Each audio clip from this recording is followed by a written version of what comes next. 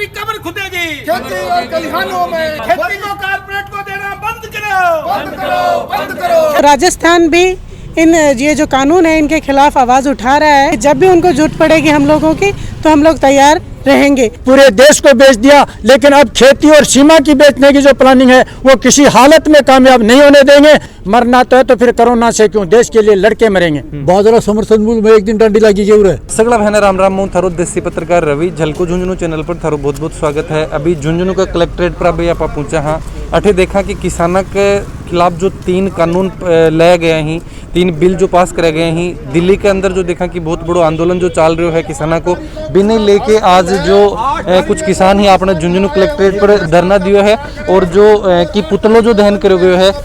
तो बातचीत कर जो किसानों की कौन सी के मांग ही की तरीके को के प्रदर्शन वगैरह के द्वारा करे जा रहे हैं। जो किसान, मजदूर, व्यापारी, बेरोजगार, सैनिक जो दिल्ली में किसानों के हक के लिए 10 दिन से बैठे हुए हैं, उनकी कहीं कोई सुनवाई नहीं हो रही। शांतिप्रिय तरीके से वो प्रदर्शन कर रहे हैं। किसान एक ही बात कह रहे हैं कि हमें आपका भला नहीं चाहते। फिर वो मोदी क्यों नहीं अपना आदेश वापिस लेता? मोदी कहता हम किसान का फायदा कर रहे हैं, किसान कहता कि हमें फायदा और भला नहीं चाहिए, हमें जैसा हालत में रहे, फिर क्यों नहीं लेता? दुनिया समझती है कि मोदी आज किसानों को, देश को बेवकूफ़ बना रहा। इसलिए वहाँ दिल्ली के संगठनों की तरफ से पूरे भारत में आज मोदी के, अंबानी के, अंडानी के, अमित शाह और मोहन भागवत के पूरे भारत में पुतले जलाए हैं। उसी कड़ी में झुंझुनू के अंदर भी तमाम संगठन, किसान संगठन, युवा संगठन, जितने भी संगठन हैं, सब ने मिलकर के पुतला जलाया है। और सभी संगठनों ने यह तय किया है कि जब तक वहाँ बैठे किसानों की मांग नहीं मानी जाती तब तक आगे 8 तारीख को भारत बंद है। आगे भी जरूरत पड़ी तो यहाँ झुंझुनू से भी, पूरे राजस्थान से भी दिल्ली जाना पड़ेगा तो जाएंगे। कमेटी बनाई जाएगी सबकी मिल करके। आज जो मोदी की तानाशाही है, अमित शाह की तानाशाही है, जनता को एक एक करके लूट रहे हैं, पूरे देश को बेच दिया, लेकिन अब खेती और सीमा की बेचने की जो प्लानिंग है वो किसी हालत में कामयाब नहीं होने देंगे।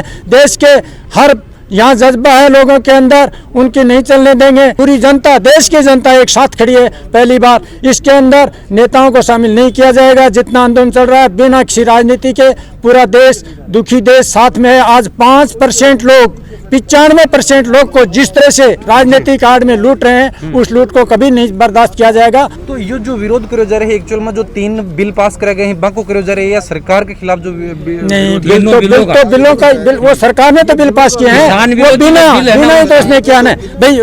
राज्यसभा में बिल पास किया, संख्या थी नहीं, पास कहाँ हुआ? बिल पास नहीं हुआ है, वो बेवकूफ बना रहे हैं।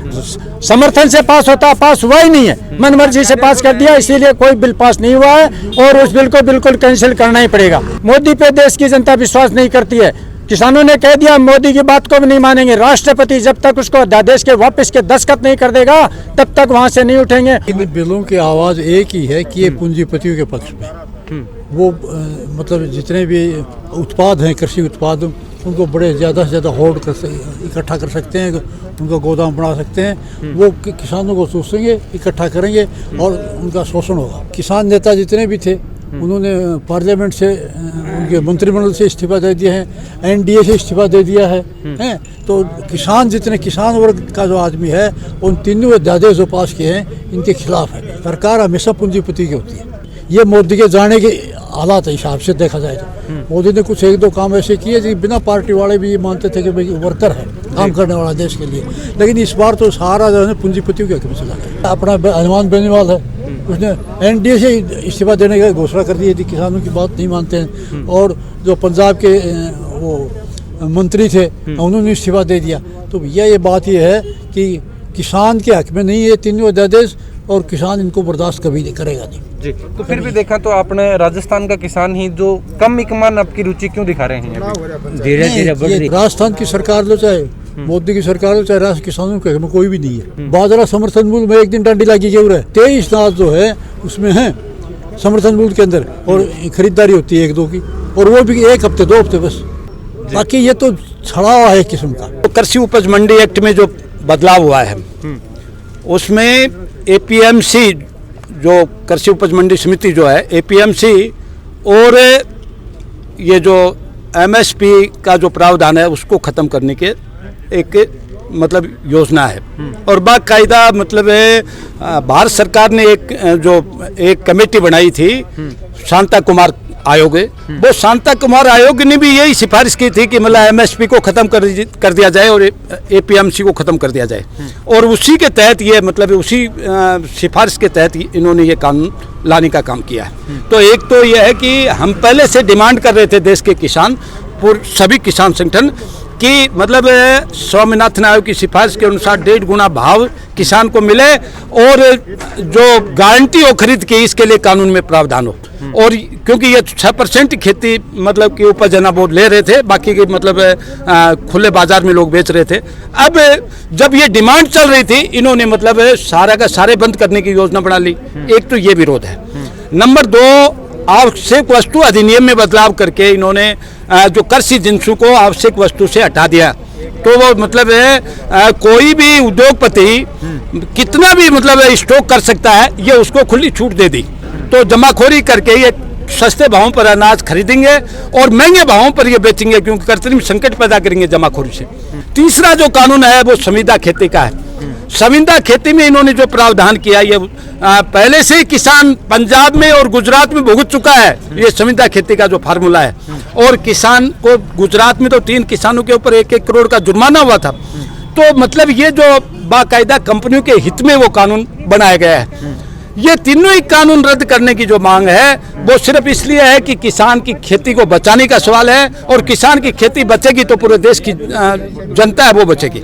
हम ये चेतावनी देना चाहते हैं कि झुंझुनू जिले का किसान पूरे देश के किसान आंदोलन के साथ मजबूती के साथ खड़ा है, कंधे से कंधा मिलाकर के साथ दे रहा है, और जरूरत पड़ी तो हम दिल्ली भी जाने के लिए तैयार हैं। ये झूठ बोल करके एक बार ये चाह रहे हैं कि जो प्राइवेट मंडियों को जो आज़ादी मिल रही है वो प्राइवेट मंडियां इजाद हो और उनको छूट मिले, और खुदरा व्यापार में जो बड़ी कंपनियां आ रही हैं उन वो मतलब पूरे देश पर खेती के ऊपर उनका कब्जा हो जाए। बहुत सुनियोजित साजिश के तहत हो रहा है। जो अनचाहे कानून, ये तीनों कानून आम आदमी पे थोपे गए हैं, और वो भी तानाशाही रवैये से थोपे गए हैं। इसमें कोई संवैधानिक प्रावधान नहीं लिया गया है। अगर वो सचमुच भारत सरकार चाह रही है कि किसानों का भला हो तो एमएसपी लिखित में दे दे। हर आदमी एमएसपी से नीचे कोई खरीदेगा तो उसको कानूनी प्रावधान हो, सजा मिले, ये किसानों के लिए बढ़िया होगा। इसी किसान आंदोलन को अब जन आंदोलन बना के राजस्थान के पूरे देश के किसान और जनता चाह रही है कि ये जो किसानों पर अत्याचार किया जा रहा है उसको हर हालत में ख़त्म किया जाए। सगला दर्शकों ये रिक्वेस्ट करूँ कि वीडियो थे एक बार ज़्यादा से ज़्यादा शेयर कर दो। जो महिला किसान ही वह भी एकमान जो पूरा सहयोग है जो आपको दे रहे हैं। झुंझुनू शहर के जितने भी संगठन हैं उन सबको मैं धन्यवाद देती हूँ कि वो सब यहाँ पर आए और किसानों के हित में बात की उन्होंने।